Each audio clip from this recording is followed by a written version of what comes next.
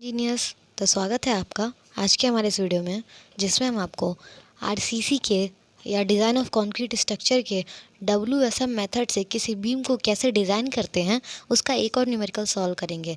इससे पहले भी हमने डब्ल्यूएसएम मेथड पर 2 और न्यूमेरिकल को सॉल्व किया है, जिसकी लिंक आपको डिस्क्रिप्शन बॉक्स में मिल जाएगी। आप चाहें तो वहाँ से जाके आप डब्ल्यूएसएम मेथड के 2 और न्यूमेरिकल्स को लगा सकते हैं और ये देख सकते हैं कि कैसे भी किसी बीम को हम कैसे डिज़ाइन करते हैं। और वो दोनों अलग ही तरीके के न्यूमेरिकल थे, मतलब जो वो दोनों न्यूमेरिकल थे और ये जो अभी मैं बता रही हूँ, ये तीन ऐसे तरीके के न्यूमेरिकल हैं जो आपके एग्जामिनेशन में हमेशा पूछे जाते हैं, चाहे वो आपका बीटेक का एग्ज़ाम हो या फिर आपका इंट्रेंस का एग्जाम हो। ठीक है दोस्तों, तो चलिए देखते हैं आज का हमारा न्यूमेरिकल क्या है। तो देखिए, पहले क्वेश्चन पढ़ लेते हैं। ठीक है, तो देखिए क्वेश्चन में लिखा है कि a 300 mm wide rectangular beam has to register bending moment. BM का मतलब यहाँ है bending moment of 100 kilo newton metre. ये बेंडिंग मोमेंट दिया हुआ है आपका 100 kilo newton metre under working load. Find the effective depth and tensile reinforcement required for a singly reinforced section using working stress method. अब देखिए, इस question में सीधे यहाँ लिख दिया है कि आपको वर्किंग स्ट्रेस मेथड से इस न्यूमेरिकल को सॉल्व करना है। अब सबसे पहले इसके लिए गिवन डाटा लिख लेते हैं कि इस क्वेश्चन में कौन कौन सी वैल्यूज़ गिवन है। ठीक है, तो पहले देखिए 300 mm वाइड। वाइड का मतलब होता है उसका विड्थ। विड्थ को बी से रिप्रेजेंट करते हैं, तो मैंने यहाँ लिख दिया B is equal to 300 mm। अब देखिए रेक्टेंगुलर भी मैंने अभी भी कहा बेंडिंग मोमेंट दिया हुआ है, यानी bending moment is equal to 100 kilo newton metre. अब देखिए बी की वैल्यू आपको कोई कभी भी किसी क्वेश्चन को सॉल्व करते टाइम सारी यूनिट्स को एक तरीके से रखना चाहिए। जैसे कि अगर एसआई है तो एसआई में रखिए, जैसे अगर मीटर है तो सारी वैल्यू मीटर में ही दी हुई हो, अगर न्यूटन है तो सारी न्यूटन में ही हो। तो देखिए बी की वैल्यू एमएम में थी, और जब हम आरसीसी कोई भी न्यूमेरिकल को सॉल्व करते हैं तो हम हमेशा वैल्यू को एमएम में ही रख के सॉल्व करते हैं, चाहे वो डाया हुआ, चाहे बेंडिंग मोमेंट हुआ, चाहे विड्थ डेप्थ कुछ भी हो, उसको एमएम में लेके सॉल्व करते हैं। तो बी की वैल्यू एमएम में दी हुई थी, इसीलिए मैंने बेंडिंग मोमेंट को भी जो किलो न्यूटन मीटर में दिया हुआ था उसको न्यूटन एमएम में चेंज कर दिया। अब देखिए न्यूटन एमएम में चेंज करने के लिए कैसे करते हैं। ठीक है, तो देखिए ये किलो न्यूटन था, तो किलो न्यूटन को जब न्यूटन में चेंज करेंगे तो 1 किलो न्यूटन में 1000 न्यूटन होता है। यानी जब किलो न्यूटन को न्यूटन में लेके जाएंगे तो 10⁻³ यानी का 100 इंटू 10⁻³ इंटू, अब मीटर है इसको भी एमएम में चेंज करेंगे तो 1 metre is equal to 1000 mm होता है, तो इसका भी 10⁻³ यानी किलो न्यूटन का 1000 10⁻³ और मीटर का 1000 10⁻³, जब दोनों को ऐड करेंगे तो यही वैल्यू आपकी आएगी, जो कि है 100 इंटू 10⁻6। तो ये हमने चेंज कर दिया 100 इंटू 10⁻6 न्यूटन एमएम, जो कि बेंडिंग मोमेंट की वैल्यू है। ठीक है, अब आगे देखिए। ठीक है, अब आपको इसमें पूछ क्या रहा है, आपको पूछ रहा है इफेक्टिव डेप्थ। आरसीसी की बीम में इफेक्टिव डेप्थ को हम डी से इंडिकेट करते हैं। ठीक है, और टेंसाइल रीइंफोर्समेंट का मतलब होता है कि आपको एएसटी निकालना है। एएसटी का मतलब area of steel in tension side. ठीक है, तो आपको एरिया निकालना है स्टील का और इफेक्टिव डेप्थ यानी स्मॉल डी की वैल्यू निकालनी है। ठीक है, अब देखिए ये रहा आपका डी जो आपको फाइंड आउट करना है और एएसटी जो आपको निकालना है। ठीक है, अब देखिए अज्यूम M20। जब आपको किसी क्वेश्चन में अगर नहीं दिया होता है कि आप क्या लेके मतलब क्या न्यूमेरिकल लेके चलेंगे, जैसे क्या वैल्यू लेके चलेंगे, तो आप हमेशा अज्यूम करिएगा कि आपका जो बीम है या फिर आपका जो भी बार है वो जो है वो M20 ग्रेड और Fe415 स्टील का होता है, क्योंकि जो ग्रेड ऑफ कॉन्क्रीट 20 और ये स्टील की ग्रेड 415 ये दोनों आईएस कोड के हिसाब से बहुत ही परफेक्ट वैल्यू होती है। ठीक है, इसीलिए अगर नहीं दिया होता क्वेश्चन में तो हम ये अज्यूम करके चलते हैं कि M20 का ग्रेड दिया होगा या फिर ग्रेड उसमें यूज़ किया गया होगा और Fe415 स्टील यूज़ किया होगा, जिसके लिए आपको सिग्मा एसटी और सिग्मा सीबीसी की वैल्यू कॉन्क्रीट के लिए 7 और स्टील के लिए 230 होती है। ठीक है, तो आप देखिए M20 ग्रेड के लिए आपकी वैल्यू मैंने अभी बताई, sigma CBC equal to 7 newton per m square. ये आपका स्ट्रेस है, कॉम्प्रेसिव स्ट्रेस है। ठीक है, कॉन्क्रीट है तो जाहिर सी बात है कॉम्प्रेसिव स्ट्रेस आएगा। अब टेंसाइल के लिए 230 होती है और सिग्मा एस टी इसलिए लिखा हुआ है क्योंकि ये टेंसाइल स्ट्रेस है, इसीलिए सिग्मा एस टी लिखा हुआ है। यानी कि ये हो गया कॉम्प्रेसिव स्टील ऑफ कॉन्क्रीट और ये हो गया टेंसाइल स्ट्रेस ऑफ स्टील। ठीक है, तो sigma CBC sigma S T की वैल्यू आप समझ गया। अब देखिए m इज इक्वल टू 13.33। अब देखिए कभी कभी क्वेश्चन में ये लिख के आता है कि m is equal to 13.33 given होता है, और कभी कभी नहीं दिया होता है तो आपको m की वैल्यू निकालनी पड़ती है। अब देखिए m की वैल्यू निकालने के लिए एक फार्मूला होता है m is equal to 280/3 sigma CBC. अब देखिए ये आपका फॉर्मूला हो गया। अब यहाँ सिग्मा सीबीसी का मतलब ये है कि आपका जो भी ग्रेड यूज़ हो रहा है उसके लिए सिग्मा सीबीसी की एक वैल्यू होगी। जब आप इस 7 को इस 20 ग्रेड के लिए यहाँ पुट करेंगे तो 280/3 इंटू 7 होगा। जब इसको सॉल्व करेंगे तो 280/21 हो जाएगा और कैलसी से करेंगे तो 13.333 आएगा। यानी कि यही आपका m की वैल्यू है। यानी कि m को निकालने का ये फार्मूला होता है m is equal to 280/3 sigma CBC. ठीक है, अब आगे चलते हैं। इस क्वेश्चन को सॉल्व करने के लिए दो चीज़ों की रिक्वायरमेंट होती है। सबसे पहला critical depth of neutral axis, उसके बाद आएगा actual depth of neutral axis, उसके बाद आएगा मोमेंट ऑफ रेजिस्टेंस, और तब आपको एस टी निकालने का फॉर्मूला मिलेगा। ठीक है, तो सबसे पहला स्टेप था आपका गिवन डेटा। ठीक है, दूसरा स्टेप है आपका critical depth of neutral axis यानी कि एक्सी। ये एक्स आपका एक्सिस हो गया और क्रिटिकल से सी आया है। ठीक है, तो critical depth of neutral axis को एक्सी से इंडिकेट करते हैं। इसका फॉर्मूला होता है के इंटू डी। अब देखिए ये के इंटू डी में ये के तो अभी कांस्टेंट है। ठीक है, उसके लिए ये पूरा फॉर्मूला है एक्सी निकालने का। इसी की जगह पे ये के लिखा हुआ है। जैसे कभी कभी क्वेश्चन में ऐसा होता है कि आपको वैल्यू दी हुई होती है। ठीक है, इसीलिए यहाँ पे इसकी जगह पे कांस्टेंट के रखा गया है। ठीक है, तो ये रहा एक्सी का फॉर्मूला। अब जितनी भी वैल्यूज़ आपकी दी हुई हैं ये सारी इसमें पुट कर दीजिए। ठीक है, देखिए एक्सी तो आपको निकालना ही है। एम की वैल्यू आपने निकाली 13.33, वो यहाँ लिख दीजिए। सिग्मा सीबीसी की वैल्यू 7 है, वो यहाँ पुट कर दीजिए। सिग्मा एस टी अभी बताया 415 के लिए 230 होती है, और 230 हो गया प्लस एम था तो 13.33 इंटू सिग्मा सीबीसी 7। अब देखिए इसको याद करने का भी एक ट्रिक बताते हैं। एक्सी इज इक्वल टू ये ऊपर वाली वैल्यू याद रखे रहिए, एम सिग्मा सीबीसी। ठीक है, नीचे क्या है, बस सिग्मा एस टी ऐड हो जा रहा है और ऊपर वाली वैल्यू नीचे आ जा रही है इंटू डी। सिर्फ इतना, यानी कि XC is equal to m sigma C B C upon sigma S T plus m sigma C B C into D. ये हो गया आपका फॉर्मूला। और जब इसको सॉल्व करेंगे तो ऊपर जो वैल्यू आएगी उसी को नीचे यहाँ लिख दीजिएगा, और 230 आपका सिग्मा एस टी, और डी की वैल्यू अभी गिवन नहीं है क्योंकि आपको क्वेश्चन में ही बोला है कि आपको डी और एस टी निकालना है। तो अभी डी जैसे है एज इट इज़ वैसे पुट कर दीजिए। ठीक है, जब इसको कैलसी से सॉल्व करेंगे ना तो यही वैल्यू आएगी। अब चलिए आपको दिखा भी देते हैं कैसे कैलसी से आप सॉल्व करेंगे। आप इस पूरी वैल्यू को एक साथ पुट करिएगा।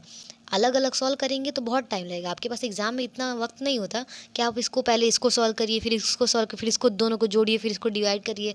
इतना टाइम नहीं होता। तो इस पूरी वैल्यू को एक साथ कैलसी में पुट करके सॉल्व करने के लिए आपको क्या करना है, सबसे पहले कैलसी को ऑन मोड पे कर लीजिए। ठीक है, ऊपर वाली वैल्यू देखिए 13.33 इंटू 7। जब दो वैल्यूज़ दी होती हैं ना, अगर एक वैल्यू होती तो हम डायरेक्ट पुट कर देते, लेकिन जब दो वैल्यूज़ दी हुई होती है उसके लिए ब्रैकेट यूज़ करते हैं। तो पहले आप ब्रैकेट लगाइए। ठीक है, उसके बाद से 13.33 ये हो गया, मल्टीप्लाई 7 है तो 7। अब ब्रैकेट मैंने ओपन किया था तो क्लोज भी करना पड़ेगा। अब देखिए ये हो गया, डी तो आपको निकालना है तो वो तो ऐसे ही रखना पड़ेगा, वो अभी रहने दीजिए। ये हो गया, अब ये नीचे डिवाइड में है सारा तो डिवाइड लगा दीजिए। अब फिर मैंने कहा कि जब एक साथ दो वैल्यूज़ होती है, यहाँ दोनों का मल्टीप्लाई होता है तो एक ब्रैकेट लगा। अब यहाँ दोनों का ऐड हो रहा है तो यहाँ एक ब्रैकेट लगेगा, लेकिन यहाँ पे भी मल्टीप्लाई हो रहा है, यानी कि टोटल एक ब्रैकेट, दो ब्रैकेट और एक इसका, तीन ब्रैकेट आपको लगाना पड़ेगा। एक ब्रैकेट आपने लगाया, क्लोज कर दिया, एक ब्रैकेट ओपन करिए और उसमें लिखिए 230। ये हो गया, प्लस है तो प्लस लगाइए। अब ये भी दो वैल्यूज़ हैं, एक और ब्रैकेट लगाइए, 7 इंटू 13.33। अब देखिए आपको दो ब्रैकेट बंद करना पड़ेगा। एक तो अभी आपने 7 वाला खोला, ये बंद हो गया, और जो 230 के लिए आपने खोला उसको भी क्लोज करना पड़ेगा। ये इतना लिखने के बाद इक्वल टू प्रेस कर दीजिए। अब क्या आया, 0.2886। देखिए मैंने भी वही लिखा है 0.2886। ठीक है, तो ये आ गया आपका 0.2886 डी। ठीक है, अब देखिए 288 है तो आप इसको अप्रॉक्स 9 भी लिख सकते हैं। तो ये हो गया एक्सी आ गया आपका 0.29 डी। ये तो अभी इक्वेशन 1 हो गया। आप इससे डी को सॉल्व नहीं कर सकते क्योंकि इसमें एक्सी भी अननोन है और डी भी अननोन है। एक साथ दो अननोन को आप सॉल्व नहीं कर सकते। जब दो इक्वेशन आपके पास होगी तभी आप दो अननोन को निकाल सकते हैं, एक को दूसरे में पुट करके। ठीक है, तो ये एक आपका निकल गया इक्वेशन। अब देखिए इसके आगे क्या करते हैं। तीसरा स्टेप है आपका मोमेंट ऑफ रेजिस्टेंस। MOR का मतलब है मोमेंट ऑफ रेजिस्टेंस। अब देखिए मान के चलिए आपका जो आपका सेक्शन है वो बैलेंस है। ठीक है, जब बैलेंस सेक्शन होता है, जैसे आपको तो इसमें एक्स से निकाल नहीं सकते क्योंकि एक्सी भी नहीं पता, डी भी नहीं पता, तो एक्स से भी कैसे निकालेंगे, दिन तीन आपका अननोन हो जाएगा। तो ये अज्यूम करते हैं हम कि हमारा जो सेक्शन जो हमने लिया है वो जो है वो बैलेंस है। ठीक है, जब बैलेंस सेक्शन होता है ना तो XC is equal to XC हो जाता है। जैसे मतलब ऊपर जितनी वैल्यू है उतनी इक्वल टू नीचे जितनी वैल्यू है, यानी कि एक्चुअल डेप्थ और क्रिटिकल डेप्थ दोनों ही डेप्थ आपस में बराबर हो जाते हैं। ठीक है, जब दोनों बराबर हो जाते हैं तो उसका फॉर्मूला होता है MR is equal to sigma CBC into XC into B/2 D minus XC/3। यहाँ XA होता है। जब आप फॉर्मूला मेरे पिछले न्यूमेरिकल्स को देखेंगे तो आपको यहाँ XC नहीं, आपको यहाँ XA मिलेगा। लेकिन अभी मैंने कहा कि बैलेंस्ड सेक्शन है, यहाँ भी आपको XA देखने को मिलेगा। लेकिन मैंने कहा बैलेंस है तो XC की जगह आप XC लिख सकते हैं। तो जहाँ जहाँ XA है वहाँ XC कर दीजिए। तो यहाँ भी XC आ गया, यहाँ भी XC आ गया। ठीक है, तो ये फार्मूला हो गया। अब इसमें सारी वैल्यूज़ आपको पता है। देखिए सिग्मा CBC आपको पता है, ठीक है। XC आपको नहीं पता है लेकिन आपको ये पता है, XC की जगह ये पुट कर सकते हैं। B की वैल्यू आपकी गिवन है 300 mm अपॉन 2 हो गया, ठीक है। और D माइनस XC, D की वैल्यू आपको निकालनी है और XC आपको अभी नहीं निकला, ठीक है। तो अब चलिए आगे देखते हैं क्या करना है। तो देखिए ये रहा आपका क्वेश्चन, ठीक है। MR आपको निकालना है, सिग्मा CBC मैंने अभी दिखाया। आप ये XC की जगह 0.29 जो है वो पुट कर दिया। 300 mm, आप देखिए 300 mm कहाँ से आया। B की वैल्यू 300 दी हुई थी तो मैंने यहाँ 300 पुट कर दिया अपॉन 2, ठीक है। और D तो D ही रहेगा, माइनस XC यहाँ था तो XC की जगह 0.29 यहाँ भी अपॉन 3। अब जब इस पूरे को सॉल्व करेंगे ना तो इस टर्म में आएगा, ठीक है। 275.065 जब इसको सॉल्व करेंगे ना, आप पहले इसको सॉल्व कर लीजिए और इसको इसमें मल्टीप्लाई करिए, फिर इसको इसमें मल्टीप्लाई करिए और दोनों को माइनस कर दीजिए। जब आप माइनस करेंगे ना तो यही वैल्यू आएगी 275.065 D², ठीक है। अब देखिए ये आपका निकल गया। अब देखिए जब बैलेंस सेक्शन होता है ना तो जो मोमेंट रेजिस्टेंस होता है और जो बेंडिंग मोमेंट होता है वो दोनों एक बराबर होता है, दोनों ही मोमेंट है तो आप इक्वेट कर ही सकते हैं, ठीक है। तो ये तो आपका MR की वैल्यू दिया हुआ है और बेंडिंग मोमेंट आपको मैंने बताया कि क्वेश्चन में गिवन है 100 × 10⁻⁶। अब यही 100 × 10⁻⁶ यहाँ पुट कर दीजिए। जब आप यहाँ पुट कर देंगे तो आप जब दोनों इक्वेशन को सॉल्व करेंगे तो D की आपको वैल्यू मिल जाएगी। अब इसको भी सॉल्व करने का एक बहुत ईजी तरीका बताते हैं। आप पहले क्या करते हैं, इसका इसमें मल्टीप्लाई करते, फिर इससे डिवाइड करते और फिर यहाँ स्क्वायर हटा के अंडर रूट लगाते। वो बहुत लेंदी होगा, आप एक बार में सारा सॉल्व कर सकते हैं, ठीक है। देखिए उसके लिए क्या करना होगा, जैसे लिखा है वैसे लिखते जाइए। तो क्या लिखा है आपका 275.065, तो 275.065 ये हो गया। अब देखिए D का स्क्वायर है तो D तो आपको मिलेगा नहीं कैल्सी में कहीं, लेकिन आप देखेंगे कि X ज़रूर लिखा है कैल्सी में। अब X को लगाने के लिए आप यहाँ अल्फ़ा दबाइए और X दबा दीजिए, ये हो गया आपका X। स्क्वायर लगाने के लिए स्क्वायर कर दीजिए, ठीक है। ये हो गया ये इक्वेशन, ठीक है। अब इक्वल टू है तो इक्वल टू प्रेस करिए, ठीक है। तो अब इक्वल टू है तो इक्वल टू प्रेस कर दीजिए, ठीक है। इक्वल टू प्रेस करने के लिए आपको क्या करना है, अल्फ़ा दबा के यहाँ कैल्सी दबाना है। देखिए अल्फ़ा दबा के कैल्सी दबाना है, यहाँ पे इक्वल टू का सिंबल बना होगा, अल्फ़ा दबाइए कैल्सी दबा दीजिए, ठीक है। ये इक्वल टू हो गया। उसके बाद क्या है 100 × 10⁻⁶, तो 100 × 10⁻⁶ ये हो गया। अब देखिए इस अब सॉल्व करने के लिए ये वाला इक्वल टू आप यूज़ नहीं करेंगे, आपने यहाँ इक्वल टू जो लगाया है वो अल्फ़ा वाला है। तो जब अल्फ़ा वाला इक्वल टू दबाते हैं तो उसको सॉल्व करते हैं। अब देखिए आपको यहाँ दिख रहा होगा सॉल्व लिखा है, तो ठीक है। तो शिफ्ट दबा के सॉल्व, क्योंकि दोनों ही येलो है तो येलो वाली चीज़ें यूज़ करने के लिए आपको शिफ्ट दबाना पड़ता है। एक बार शिफ्ट दबाइए, एक बार सॉल्व दबाइए। अभी देखिए अभी आपका आंसर आया नहीं है, आप समझ रहे हो कि यही आपका D की वैल्यू है। तो ये D की वैल्यू नहीं है, यहाँ देखिए 610 लिखा है। जब एक बार आपने शिफ्ट और सॉल्व दबाया ना तो ये अभी वैल्यू नहीं आएगा, ये दूसरी वैल्यू है। आपको एक बार और शिफ्ट और सॉल्व दबाना पड़ेगा, यानी कि जब आप इस मेथड का यूज़ करेंगे तो आपको 2 बार शिफ्ट और सॉल्व प्रेस करना होगा तो आपका रिजल्ट आएगा। तो देखिए रिजल्ट क्या आया, ये X की जगह D होगा, ठीक है। क्योंकि कैल्सी में D नहीं होता तो हमने X यूज़ किया, यानी D = 602.9। अब यहाँ देखिए 602.95 mm, ठीक है। अब आप इसको लिख भी सकते हैं 610 mm, ठीक, सॉरी 603 mm, ठीक है। 9 है तो आपका 3 हो जाएगा, ठीक है। तो 603 mm, ठीक है, ठीक है। D की वैल्यू अब देखिए ये आपका D निकल गया। तो आपको क्वेश्चन में 2 चीज़ पूछा था, एक D और एक आपका AST, ठीक है। तो D तो आपका निकल गया। अब AST कैसे निकालें, तो देखिए tensile force is equal to compressive force, ठीक है। टेंसाइल फोर्स आपका क्या होगा, फोर्स इक्वल टू क्या होता है, एरिया इंटू स्ट्रेस। तो एरिया तो ST हो गया, स्ट्रेस आपका सिग्मा ST हो गया। और फिर कॉम्प्रेसिव फोर्स में भी ये होगा एरिया इंटू स्ट्रेस, ठीक है। एरिया आपका हो गया B × XC, यानी विड्थ इंटू डेप्थ। डेप्थ आपका क्रिटिकल डेप्थ XC था और विड्थ B था, और इंटू आपका ये हो गया स्ट्रेस सिग्मा CBC/2, ठीक है। ये हो गया। अब देखिए AST निकालना है, बाकी सारी वैल्यू को एक साइड कर दीजिए। B की वैल्यू 300 mm, XC की वैल्यू 0.29, सिग्मा CBC की वैल्यू 603, ठीक है। ये हो गया इंटू 7/2 इंटू 230, ठीक है। तो ये हो गया पूरी वैल्यू जो आपको फाइंड आउट करनी है, ठीक है। अब देखिए इतनी सारी वैल्यू आपकी जब हो गई, अब देखिए आप सोच रहे होंगे मैंने अभी 4 बोला, अभी ये 7 एक्स्ट्रा कहाँ से आ गया, तो 7 तो हो गया सिग्मा CBC की वैल्यू, ठीक है। XC की जगह आपको 0.29D था, ठीक है।